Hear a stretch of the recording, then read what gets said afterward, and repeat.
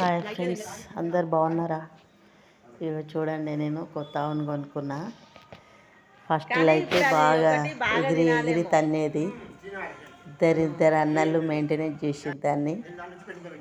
ఇప్పుడైతే వారం రోజులు అయింది. ఇది పోయిన సోమవారం వచ్చింది, మళ్ళీ ఇప్పుడు ఈ సోమవారం 7 రోజులు అయింది. ఇప్పటికీ కొంచెం దారికి వచ్చింది.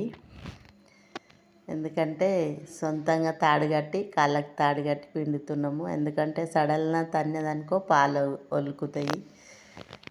ఇంకా అన్న కూడా పెద్ద మనిషి కాబట్టిగా లేవలేడు, కూర్చోలేడు కాబట్టిగా పొంద కూర్చొని పిండుతాడు అన్న.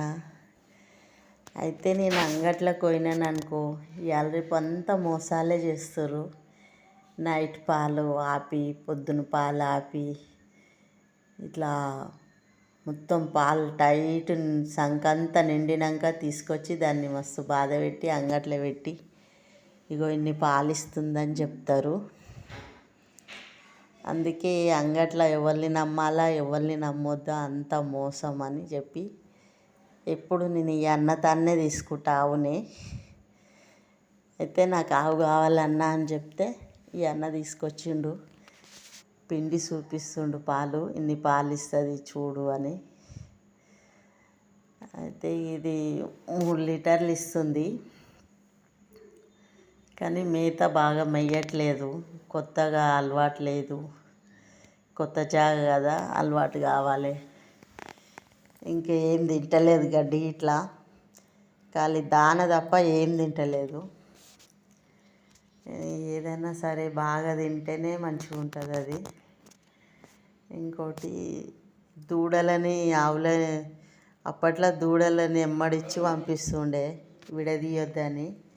ఇప్పట్లో అయితే అంతా మోసాలు చేసి దూడలని చిన్నపిల్లల్ని అమ్మేసుకొని పుట్టి ఆవులను అమ్ముతుర్రు. ఇక అది బెంగ పడుతుంది. వారం రోజుల దాకా పిల్లని మర్చిపోలేక బాధపడుతూ ఉంటుంది, తినదు టైంకు.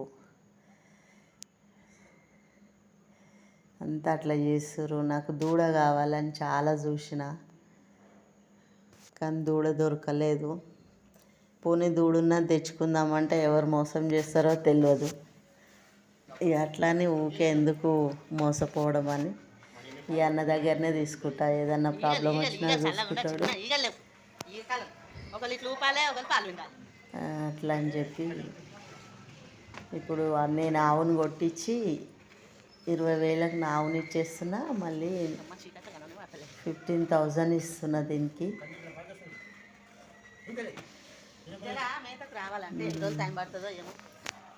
మళ్ళీ దూడని కొనుక్కొచ్చి ఇమ్మని కొట్లాడుతున్నా.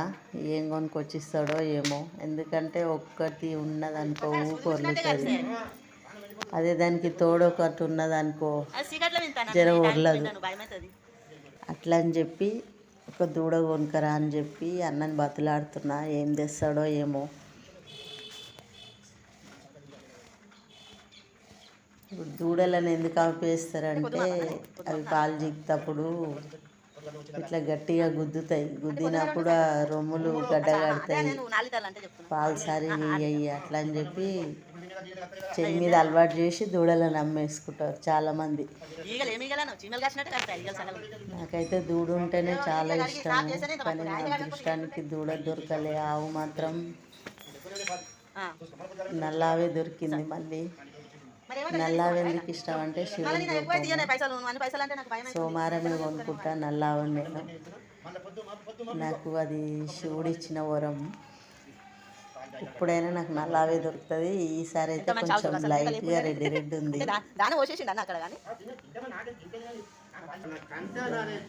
అన్నం వెండి చూపిస్తుంది, పాలు పాలిస్తుందని 2 కాళ్ళు కట్టేస్తుంది. ఇక నా దగ్గరికి వస్తే ఎట్లనో నేను బాధపడాలి.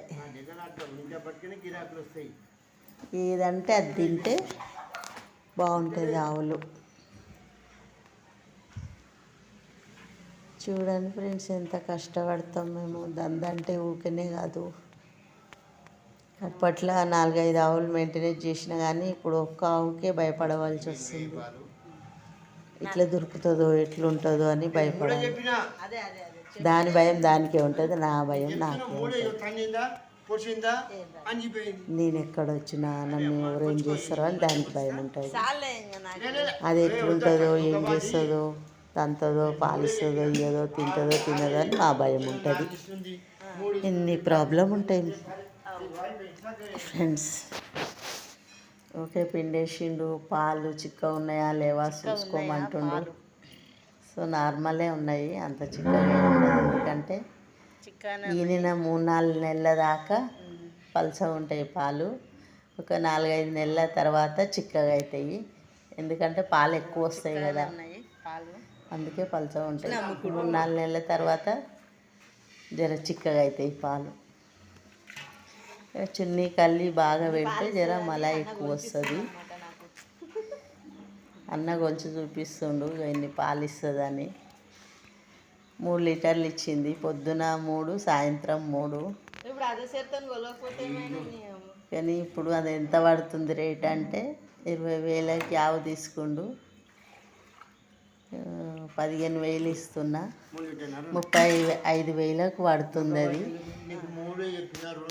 కానీ దూడని కూడా అడుగుతున్నాయి, వేరే దూడనైనా తెచ్చి అన్న నాకు తోడు ఉంటుంది, ఒకటే ఉంది ఆవు అని చెప్పి బతిలాడుతున్నా. ఇంకా ఓకే బాయ్ ఫ్రెండ్స్, చూడండి కష్టపడుతున్నాం.